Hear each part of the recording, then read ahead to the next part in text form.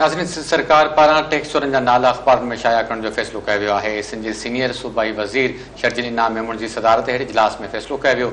शर्जील इनाम मेमून चयो त टैक्स चोरी कंदड़ मुल्क जी तरक़ी ऐं ख़ुशहाली जा दुश्मन आहिनि, कंहिं कंहिं बि सूरत में माफ़ न कयो वेंदो। वधीक तफ़सील हिन रिपोर्ट में। सिंध सरकार टैक्स चोरन ऐं मंशियात फ़रोशन घेरो तंग करण ऐं टैक्स चोरन जा नाला अख़बार में शाया करण जो फ़ैसिलो करे वरितो आहे। सिंध जे सीनियर सूबाई वज़ीर शर्जील इनाम मेमून जी सदारत हेठि हिकु आला सतह जो इजलास थियो।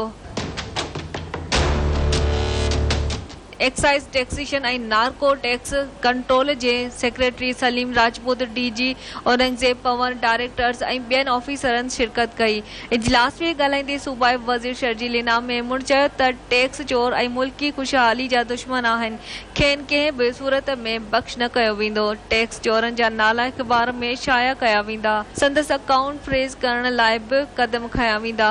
शर्जील इनाम मेमून सूबे में मंशियात फ़रोशन ख़िलाफ़ जारी क्रैकडाउन खे सहारायो ऐं क्रैकडाउन में बहितरीन कारकर्दगी जो मुज़ाहिरो कंदड़ ऑफिसरनि जे तारीफ़ कंदे क्रैकडाउन में तेज़ी आणण जूं हिदायतूं ॾिनियूं। शर्जील इनाम मेमून चयो त मंशियात फ़रोशन मुल्क ऐं क़ौम जे मुस्तक़बिल जा दुश्मन आहिनि, साणनि कंहिं बि क़िस्म जे नरमीअ जो मुज़ाहिरो न कयो वेंदो। इब्तिदाई तौर ते कराची, हैदराबाद में पुलिस ऑफिसर डेपोटेशन ते एक्साइज खाते में आंदा वेंदा।